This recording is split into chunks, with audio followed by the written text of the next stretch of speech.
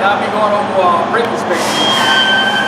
Today we're going to be using our trainer here at the schoolhouse that we have over here. Doing brake inspections, we want to be sure we do things for safety reasons. Make sure you got your safety glasses on, some sturdy or steel-toed boots. If need be, if you're going to be changing brakes and all of that good stuff, you want to make sure you wear a approved respirator because of the asbestos. And a lot of brake liners are made with, and you don't want to breathe that stuff in, it's bad for you.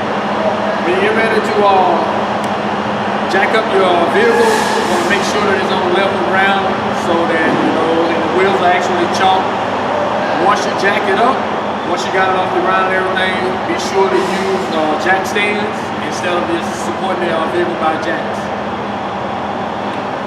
Brake inspection we're going to be doing today is going to require to remove the tire and all that good stuff. So we're going to remove the tire here in a second. I've already kind of started on it. Back here, we're going to get into our brake chamber. You want to make sure you got this cage. To do so, you want to make sure you go up in the truck, release the brake, come back down. Normally the cage bolt is stuck in the back of here. If it has one, if it doesn't have one, try to find one. You want to get the bolt, insert it in, turn it to 90 degrees to lock it in, put the nut on it, and then of course crank the nut down until it stops and where you can cage the actual brake chamber. Brake chambers are going to be one of the things that we're going to check also during the brake inspection. You're going to want to make sure that it's not leaking, none of the hoses are torn or rubbing against anything of that nature. Also under here we got the slack adjuster. The slack adjuster is another part of the brake foundation system that that you should check during your brake inspection. You want to make sure once you get it pulled off, you want to make sure that you turn the adjustment screw around on it 360 degrees so that you can make sure that it's not binding or anything or skipping or locking up at any point while you're turning it around. And once you do that, you want to make sure that the spacers, the sleeves that hold in the S-cam and all that good stuff are not worn or bad or anything once you're doing your brake inspection for those two. So we'll move around and we'll get ready to, we'll move around and take the tire off. The other stuff here was just some, a brief, basically some info for you to check for your brakes when you're doing your brake inspection. We're gonna pull the tire off now.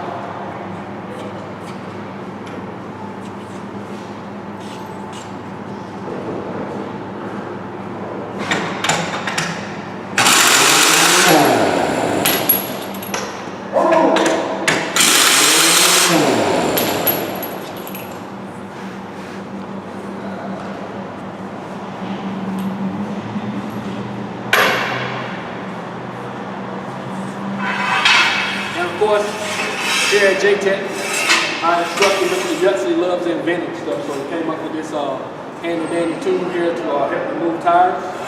Actually works pretty good. Look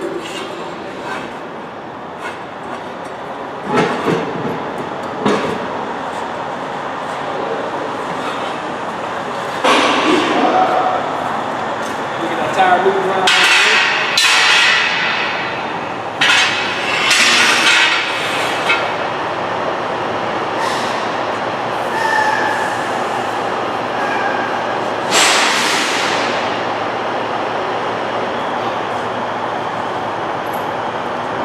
Come to this portion here, once again, to get the drum off, we would actually have to go underneath here and rotate the adjustment screw on the slack adjustment to relieve some of the pressure off of the brake liners in order to pull the drum off, which we've already done. So I'm just going to let him pull the drum off.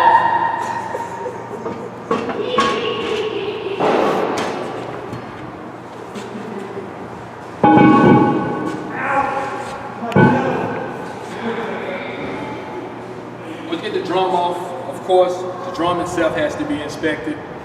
This particular one is a 16.5-inch drum. The maximum diameter for these particular drums are stamped on the face here, and this particular one is 16.620 thousandths of an inch. And we're going to check for outer roundness on this one. We're also going to check for cracks. We're going to check to see if it's warped. We're going to check for glazing, hot spots, all of that nature. If any of those things are found on here that are detrimental to the actual brake system itself, we're going to replace the actual drum. To do your outer round, we have a brake caliper. We have not a brake caliper, I'm sorry, a drum caliper here that we're going to be using. You're going to want to take your measurements in 3-4 different places. Basically what you're going to be trying to do is check for the outer roundness or warpness of it. If at any point on this, for your outer round, if it's more than 0.015 15 thousandths of an inch, the diameter, you're going to want to replace it. If it is worn, meaning that it's actually metal lost from applying the brake on the inside of it, anything more than anything more than 0.120 thousandths of an inch is considered bad. You have to replace it also.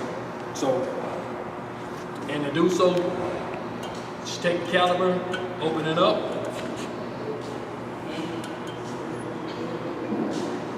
Reading on that one is 16.409. We'll do it from this side.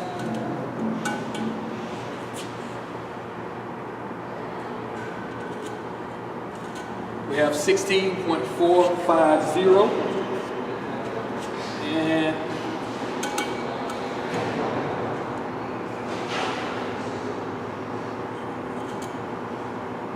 we have 16.485. So our outer round check good for this one. For your outer round, if you want, you can take those three numbers, add them together, divide it by 3, and see where you come out at on your actual maximum diameter. For your brake liners, part of the inspection, of course you're going to want to check your brake liners for cracks. You want to make sure that they're not oil or grease soaked.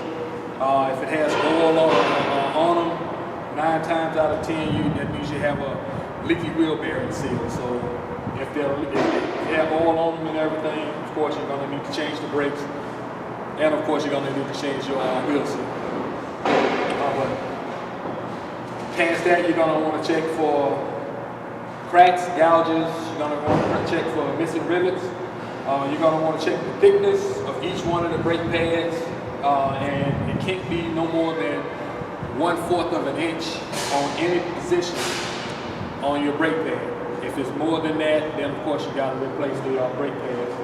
And a lot of times you're going to replace the brake liner. You're going to also want to replace the drum. And once you get into all of your inspection,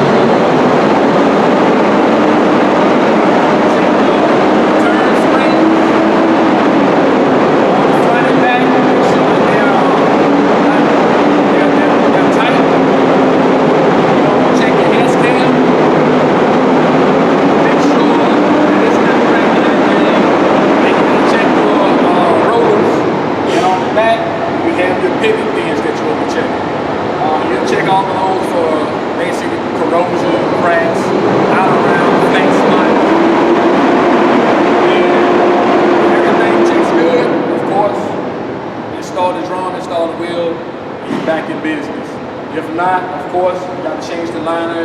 Normally comes with a new set of springs and stuff, so you'll get all that new stuff along with the liner. So, same thing goes with your slack adjuster. If anything's wrong with it, make sure you get it changed out, just the same as your brake chamber. So you want to make sure you get that changed out also. So, thank you for watching. Hope you enjoy it.